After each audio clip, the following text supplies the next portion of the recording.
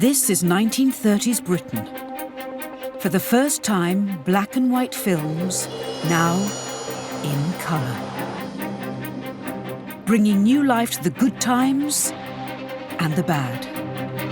It's a turbulent decade. The best things happen and the worst things happen. 3 kings in 1 year. The monarchy in crisis. A government gambles everything in a desperate bid to stem the Nazi tide. Looking back in history, we say, well, how can they not be 360-degree aware of the reality of what they were facing? This time, it's just 1 year to war. Britain prepares. Put on your gas mask and keep it on. And opens its doors to Europe's most vulnerable children. There's an incredible stoicism about them. Must have been absolutely terrifying. British children are blissfully ignorant. Until war and evacuation brings its own trauma. Look at that boy, look at him, he tries to smile there. They don't know what's going to happen to them. An extraordinary time. This is the 30s in colour. Countdown to war.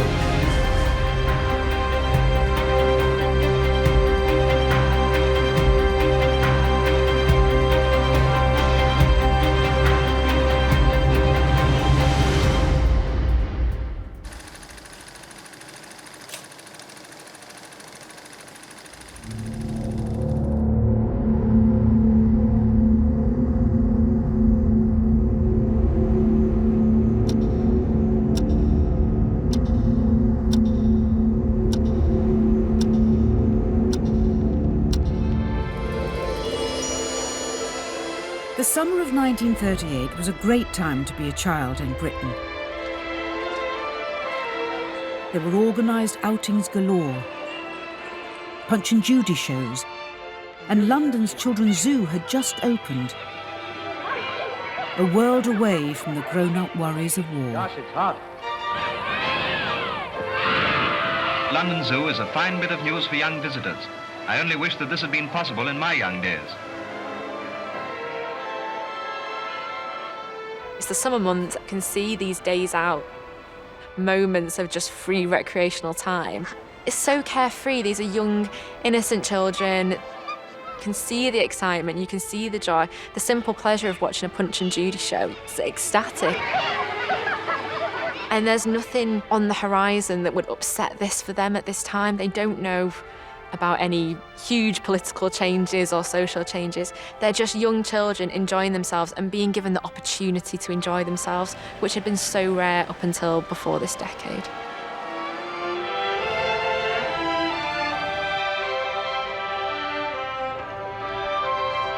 There is a sense of optimism. People have got a glimpse of what a better world would be, could be. We could work shorter hours, we could have longer holidays, we could work in clean places, we could build nice schools and hospitals. People are starting to envisage a better, fairer society. But in a few short months, on the 10th of November 1938, news arrived of Kristallnacht, known as the Night of the Broken Glass. Chamberlain's peace agreement was in peril. For 24 hours, Nazi paramilitary forces and civilians violently targeted and destroyed Jewish homes, businesses and synagogues across Germany. And Kristallnacht concentrates minds, quite rightly. Lots of things change after that. And it's almost as if the scales fall from people's eyes around the nature of the Nazi regime, which up to that point, people had been trying to appease.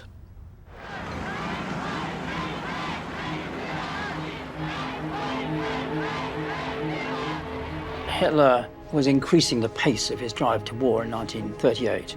And part of this then was a mass outbreak of anti-Semitic violence ordered by Hitler 9,000 Jewish-owned shops were trashed in the so-called Night of Broken Glass. About 1,000 synagogues were burnt to the ground. 30,000 Jewish men were arrested and put into concentration camps. Many Jewish, dozens and scores of Jewish people were murdered in the course of the Kristallnacht. The official figure was 91, but in fact, I'm sure it was much greater than that. This got very widespread publicity across the world.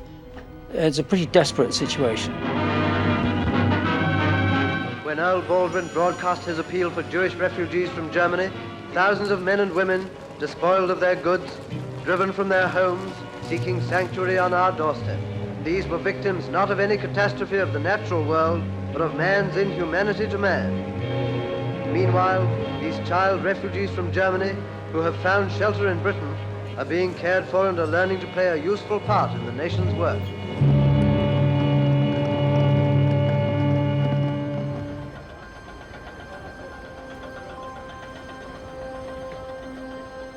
The British government supported the humanitarian mission known as Kindertransport. The scheme rescued mainly Jewish children from the dangers of Nazi Germany and Nazi-occupied Austria, and later from Czechoslovakia and Poland. Over the coming months, 10,000 children were allowed into Britain, but they had to leave home without their parents. You had incredible barriers to prevent adult Jews from getting out of Germany. Everybody in my family knows of the desperation that Jewish parents felt. These are children. Their parents have put them on trains and boats to save them.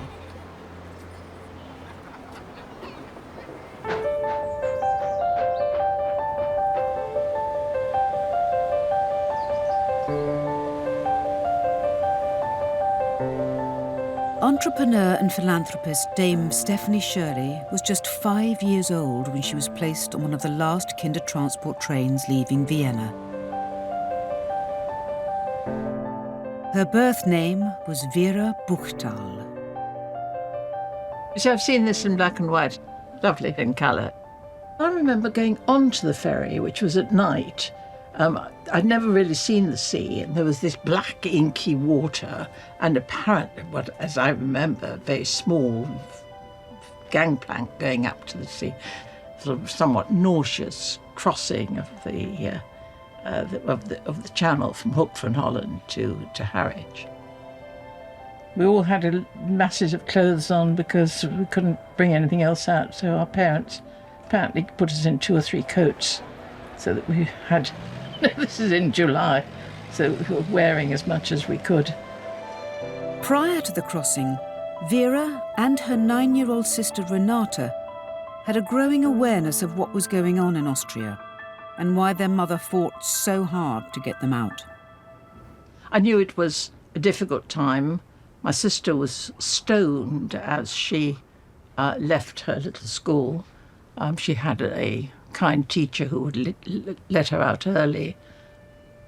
My sister and I, being half Jewish, half not Jewish, were called crossbreeds, occasionally subhuman, really animal.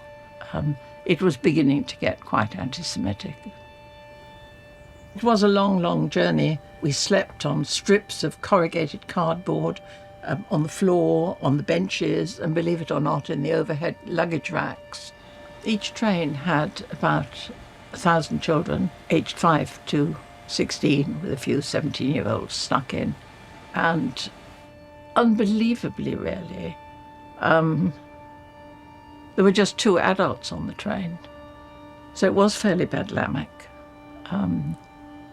There were also some babies and some volunteers who were not eligible to escape from Nazi Europe. Lily Reichenfeld was one of the volunteers taking care of the young children on Kindertransport. A non-Jewish friend had guaranteed that she would return to Germany to what she must have known was almost certain death. And she had made 2 such journeys of love, really, had returned to Germany. And then it was Theresienstadt, Auschwitz and oblivion. Courage has many forms. What I do remember very much is arriving at Liverpool Street Station, and that was a grey day. It was silent. 1,000 children were coming off the train after a 2.5-day journey. We were dirty, we were tired. I think we were just so traumatised that it was almost a silent exit. We filed into a very large hall and waited to be claimed, like bits of lost luggage. In a sense, we were. But we were very, very lucky. Our foster parents were lovely, loving people living in the Midlands of England. They didn't speak a word of German. My father had taught us a few words of English, so I could say things like slow combustion stove, very useful for a 5-year-old, but didn't know how to ask to go to the bathroom. We arrived in July the 6th, and when school started in September, our English was good enough for us to go to school. Well, I felt the need to fit in quite quickly, strongly and dramatically. I desperately wanted to assimilate. It's absolutely driven my life. It certainly shaped who I am. But it also gave me very early on the need to justify why I was saved and to make sure that the life that was saved was worth saving.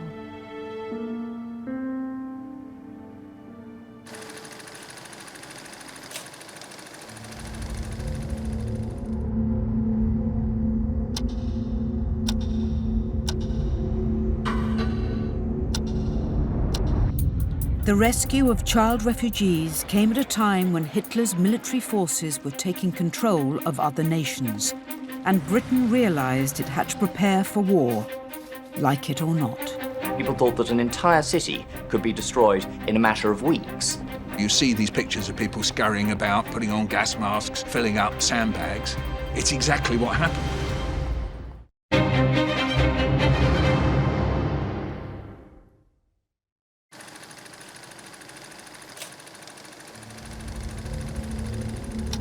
By early spring 1939, Europe was in crisis.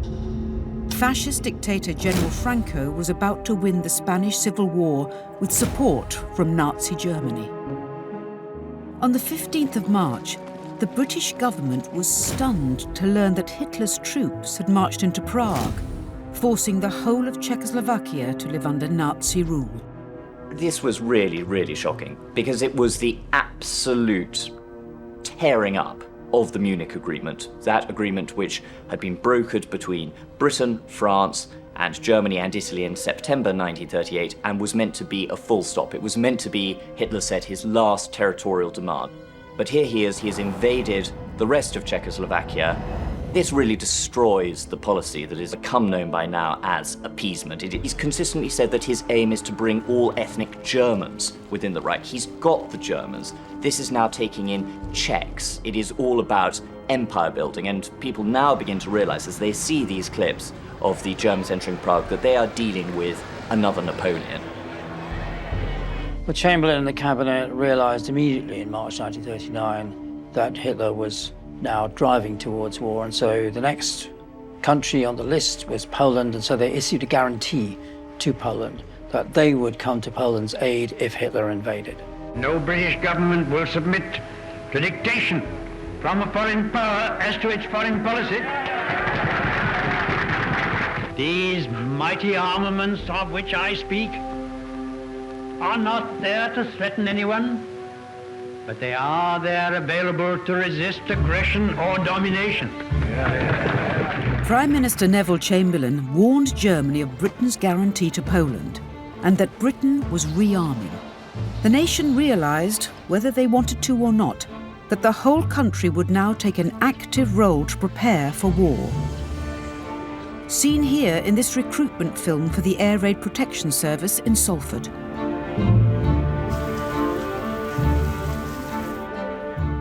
This is preparing for a whole new kind of conflict in a whole new way. It's going to be aerial bombardment, potentially poison gas, targeting of civilian populations. You can see that the level of preparation just has to be monumental. For the first time in British history, Civilians on the ground were the likely targets of German bombers, and the ARP wardens would be the first responders. They were doing such an important job, and they were first line of defence, really, for the home front. And people who joined the ARP were people who couldn't join up for other services in the main, but wanted to contribute.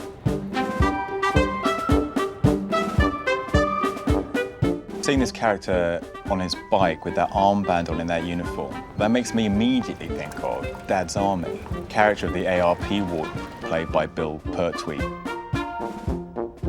All the individuals we see in this clip are men, but there were many women who served as air raid precaution wardens as well, including my granny, Beryl. She was a fire warden and had what must have been an extremely frightening job of going around after air raids. So she was just one of millions of people who had these important but very, very difficult and frightening jobs. One of the drills the ARP wardens practiced seemed to be what to do in the event of a gas attack, using actors as the poison victims.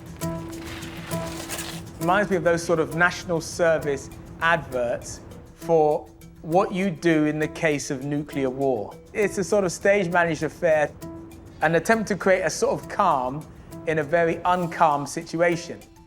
Here, I think the guy at the front of the shot doesn't realise that he's still in the shot, possibly. He's taken off the gas mask and doesn't realise that in this scenario he should by now have died from inhaling the poison gas. In the First World War, there was mustard gas, and people alive at this moment were suffering the effects of mustard gas bombs during the First World War. So that had a very strong reality about it. Would Hitler drop poison gas bombs on Britain? Yes, he could, would, probably would. That's what's behind that. Tens of millions of gas masks were made, and probably one of the abiding memories for a lot of people who lived through the Second World War is that little cardboard box they had to have all the time close at hand.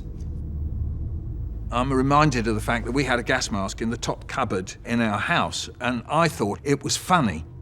So I remember putting it on and walking round the house, and my mum, who hardly ever shouted at me, screaming at me and saying, "Take it off." I can just see the look on her face, that she thought it was an ugly, terrible thing, not because of how it looked, but what it represented.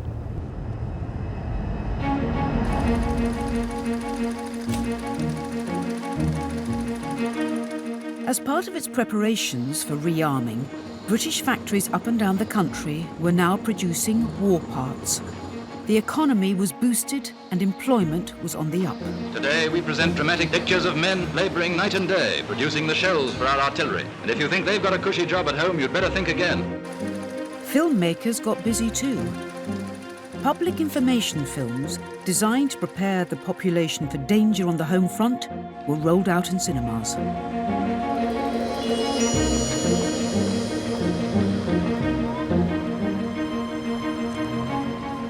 When you hear these warning sirens, take cover at once. Even now, it's a terrifying wail. That siren sound, it's just so evocative. I didn't grow up hearing those sounds in this context, but even I find them quite disturbing to hear. The warning may also be given by short blasts on police whistles. People would have paid very close attention to these films because, however bad the subsequent Blitz turned out to be, people in the 1930s thought that it was going to be even worse. People thought that an entire city could be destroyed in a matter of weeks. Just can't really imagine what that would have been like. I mean, my parents were primary school kids when this was happening, and into their old age would talk about the fear that they felt. That kind of sick kind of feeling in the pit of your stomach, that absolute fear of what's going to happen. You see these pictures of people scurrying about, putting on gas masks, filling up sandbags. It's exactly what happened, aerial bombing. You know, this is one of the most disgusting, appalling, frightful things that human beings have ever invented. Shirley Williams was 9 in 1939, living in London. These films show very much about the gas mask issue, but actually much more important, but for most people, was to have an Anderson shelter in their garden, which meant that the minute that they heard a siren, they would rush into the garden, stay in the shelter. I remember doing that. My job was to carry my mother's cook's daughter, who was only a baby, as fast as I possibly could into the Anderson shelter. My father, at the entry, he would oversee whether there were more indications of further bombing to come. So you got this kind of private world of protection, but not one that was quite as advanced or as sophisticated as you would have got much later in the war. If you are provided with a steel shelter and have not erected it, do so at once. It was extremely flimsy. It might protect you against the blast if your house was bombed, but you couldn't expect much in the way of safety from a direct hit.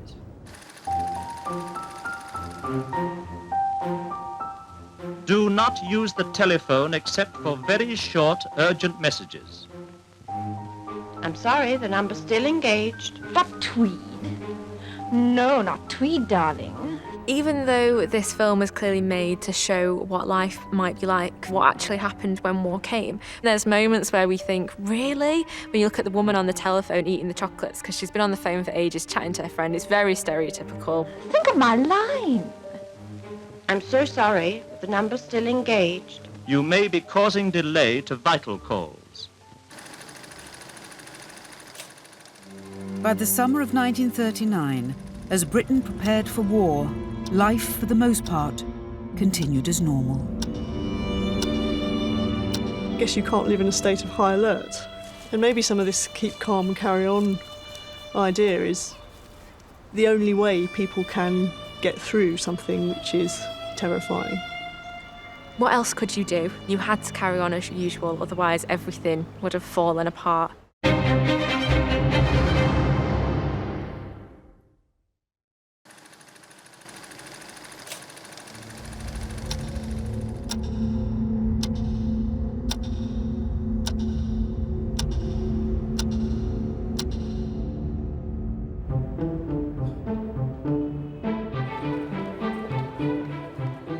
By the summer of 1939, with war looming, the British public is instructed to carry on, that whatever happens, Britain is a nation prepared. So up and down the country, ordinary life continued as normal. They went to the cinema, they read books, newspapers, enjoyed everything, enjoyed Butlins holiday camps and so on. We can imagine that the greater the threat of disaster, war, of death, of bombing, of losing loved ones, the more intense the emotional experiences, the more intense a pleasure you might take in your freedom and your moments of enjoyment when you feel them so much under threat. By this time, some could afford their own movie cameras, which allowed them to record those everyday moments of pleasure and freedom, like this family in Delamere Forest, Cheshire. Happy-looking family picnic. Always wear your tie, even on a picnic. She eating a stick of celery. He's getting his hair slicked back, bit of Brill cream on there.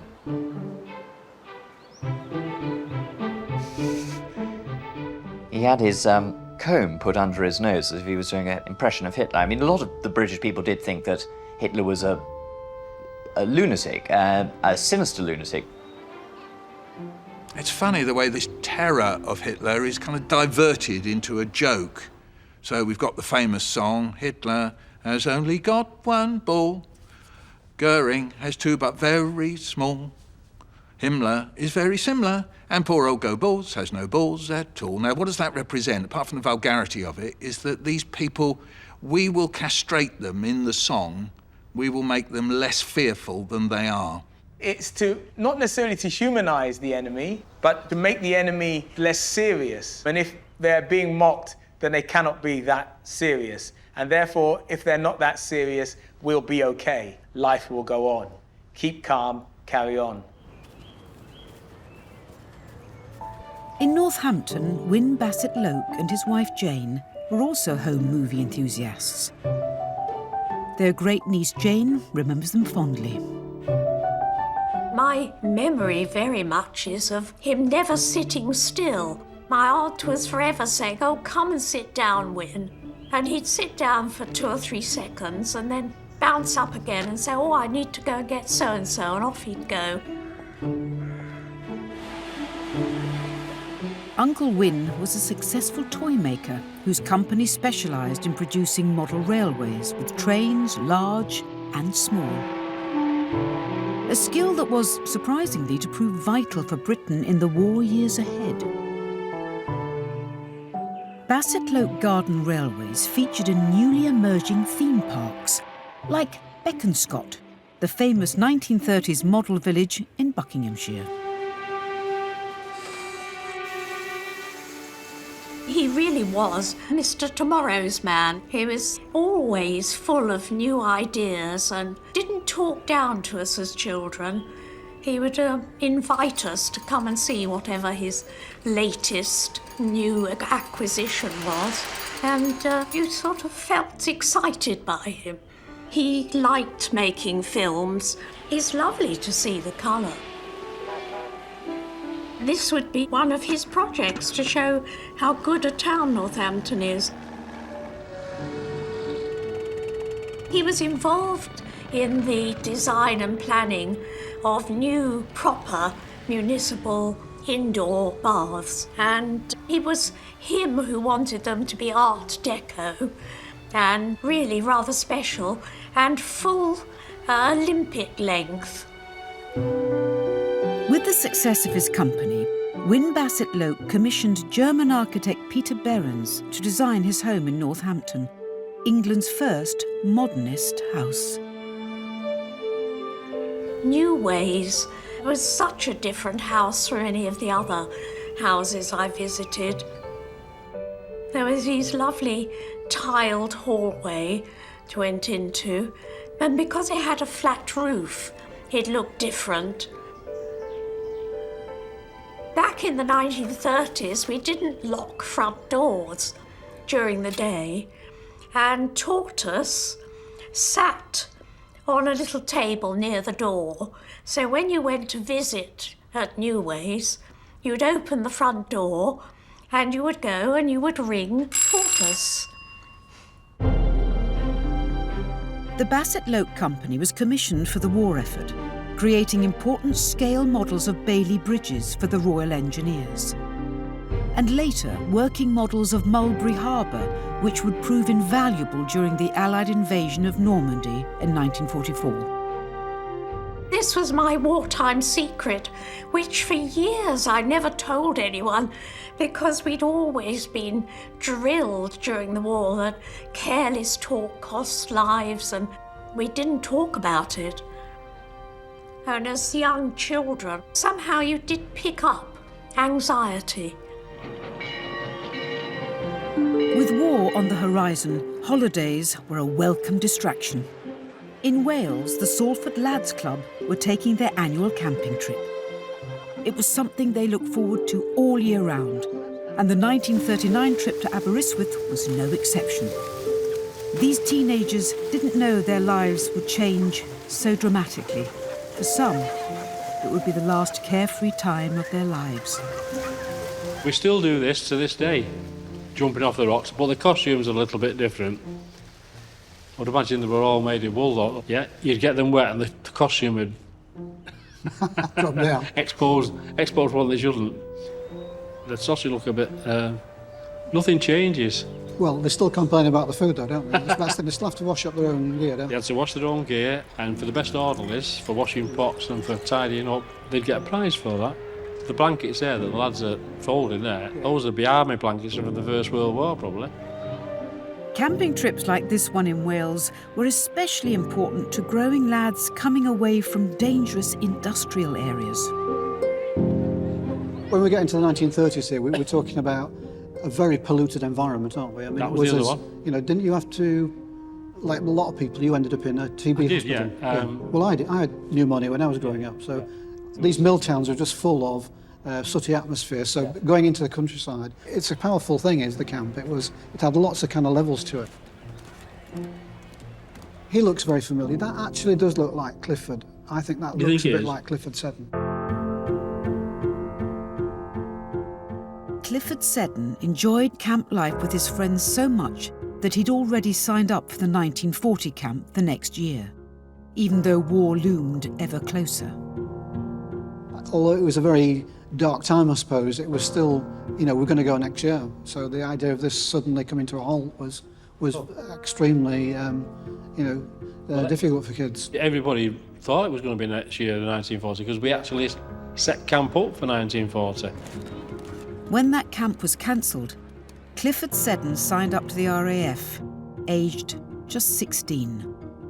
In March 1944, he would be killed in a Lancaster bomber on a mission over Frankfurt. Places like Salford Lads Club, which offered a place for young men and boys to learn to sort of get involved in recreational activities such as boxing and football. They were given a space outside their particularly hard lives to just be boys and be lads and keep out of trouble in a way. You can see the joy on their faces, and it just makes you feel quite happy that if they do go to war and if they're about to have their whole lives upturned and changed, that they've experienced a day just full of simple joy and simple pleasures like this. As soon as I came through the door, it seemed to me like one of the most special places I'd ever seen. You were waiting to get to the age of 13 so that you could join. And like you come through the door and games to play. It was something that every boy in the area looked forward to doing, joining Salford Lads Club. It was the place to be. Long may it continue. By the late summer of 1939, the tents of Salford Lads Club had long been packed away. English cricket fans endured the rain cheerfully. The Test series against the West Indies was going their way. But due to the imminent outbreak of war, the cricket was suddenly abandoned. War is yet to be declared, but the government orders a frantic major-scale evacuation, sending millions of children and adults out of cities. Destination unknown. We children were told, oh, it's all going to be over by Christmas, and it's a big adventure anyway. Always remember the gas mask. Hang on to your gas mask.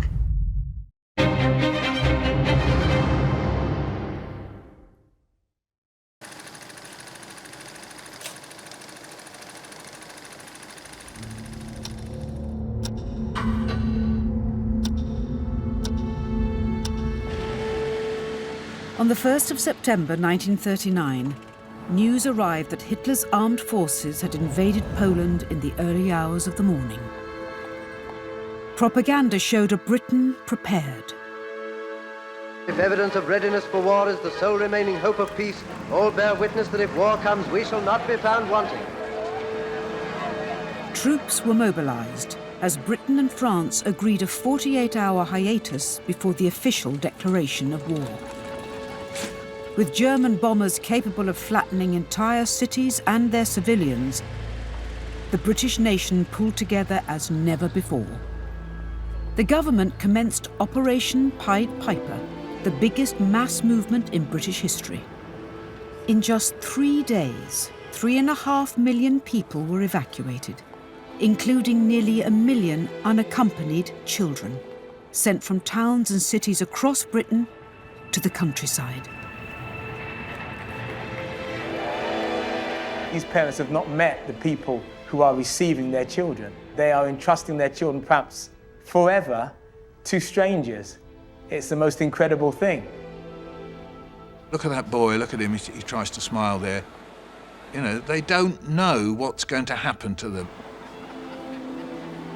As little children being given their cups of tea or possibly cocoa, hot drink is the answer to emotional trauma. Waving their handkerchiefs, steaming out of the British city into the British countryside. Well, look at their eyes. All these separations imposed by war. So that's what you can see on their faces, separation. It's such a powerful thing. Look, there's a girl, look at her hand, clinging onto her mum's coat and putting her head next to her mum's chest. She wants to be with her mum, and his mum's upset as well. But she's been told by authorities this is safe. And in a way, the authorities are right. A lot of people were killed in the cities, and these children who went, if they went to the countryside, they survived. Many of us will have parents and grandparents who went through this in some way and were emotionally affected for life by it. Children living near the River Thames in London were considered high risk and were first in line for evacuation. Pat, aged 8, was living near the Woolwich Arsenal. George, aged 9, just a few miles down the road in Belvedere. To them, this footage stirs up strong memories of that journey. This takes me back, and it's in colour too. They're carrying their cases and their pillowcases. Some of them carried stuff in pillowcases. I think I had a little bag, carried a bag and a gas mask. I can always remember the gas mask. Hang on to your gas mask. Wonder where the hell we was going. That morning, we went round to the school. I was evacuated with my mother and my small sister under the Mothers and Babies scheme, and we went round to Woodhill School in Woolwich. We had our labels tied on us, and apparently I stamped my foot and had a tantrum because I said I wasn't a piece of luggage and didn't want to have a label tied on me.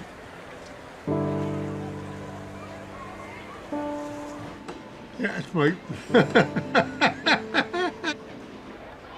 Crowd with children, all pushing and shoving and pushed onto the coach. Go on, get on, get on, get on.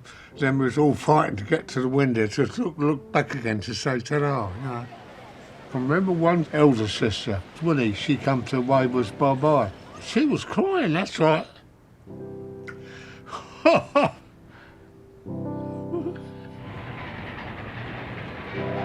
We didn't know where we were going.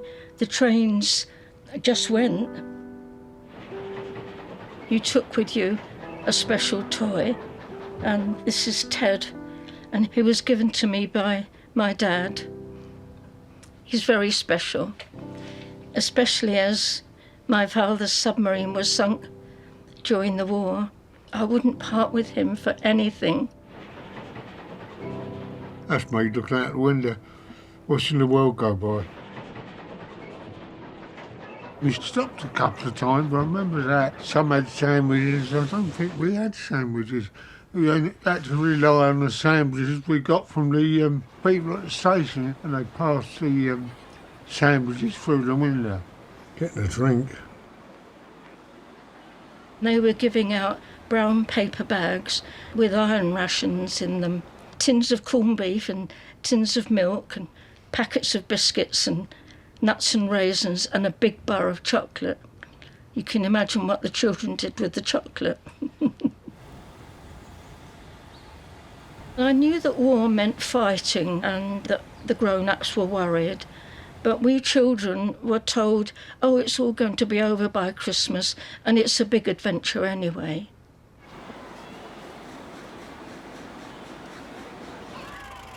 That's when they all got out. Cars and coaches, and it was all distributed. You're going there, you're going there, go with that, go with them. And we was the last ones, us 5, and we got in 2 different cars. Pat's evacuation journey would take her to a grocer's shop in Kent and then on to Wales. George would settle on a farm near Barnstable in Devon, where he'd learn many new skills from the farmer's nephew, Reg. I used to go with him ploughing, digging potatoes. That's another laugh, that was. We'd ploughing up potatoes for old Prince one day, and we'd be on picking all his potatoes up. And back-aching job that is. Oh, he taught me everything I knew. That's why I missed him, I think. Children in those days used to play out in the street, but when we were evacuated, there were fields to run and play in and the river and the woods, and it was so different. I cried when I come home. I think I cried it all the way. Oh, forget it.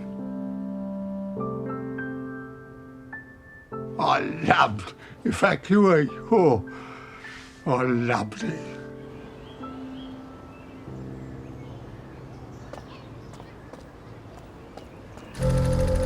On Sunday, the 3rd of September, Chamberlain learned that Britain's final ultimatum to Hitler to withdraw from Poland had been ignored. He prepared to make the most important radio announcement of his life. We were in a very beautiful rural part of Britain, the New Forest, and my brother and I were playing in the garden. I remember it was full of red admiral butterflies floating over the garden. My mother shouted to us, "You must come and hear the Prime Minister." We were told because completely silent, which we were. I have to tell you now that no such undertaking has been received, and that consequently this country is at war with Germany. You can imagine what a bitter blow it is to me that all my long struggle to win peace has failed. I remember he sounded like quite an old man. He sounded broken, really. His voice was broken, and his style was not one of military victory. On the contrary, it was one of disaster. And he talked about the war, and he talked about how inevitable it was and how hard he had tried to avoid it and stop it. The situation in which no word given by Germany's ruler could be trusted, and no people or country could feel itself safe, had become intolerable. My mother broke into tears, and we began to realize that something terrible had happened, even if we didn't understand very well what it was. I remember my parents talking about it in a kind of depressed way, that everything had failed. That's what war is. And now that we have resolved to finish it, I know that you will all play your part with calmness and courage.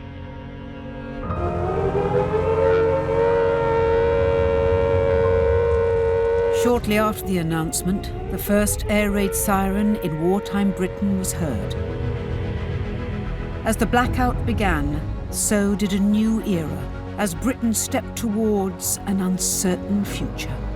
The 1930s was not always a preparation for war. It was also a preparation for peace. Even though we think of it as the decade preparing for war, most ordinary people were not concerned with war until war actually affected them. Only good thing that came out of it was that no one would go back to the poverty of the 1930s and the depression that was on the flip side of what was known as a prosperous and socially liberating decade. The 30s is such a divided decade, and you see those contradictions being played out, and it's no wonder we're now looking back to the 30s to try and understand more about our own situation and some of the threats that we're currently engaging with or facing. We get this emotional, vivid sense of life in the 1930s in all its human, colourful glory. Suddenly there's this coming alive of sensation and putting the emotions back into history and putting the colour back into films is really very much the same experience. It makes people seem closer to us. It makes it easier for us to feel that they might have been feeling things that we can recognise. We humans have history. And history isn't something that's separate from us. History is in us.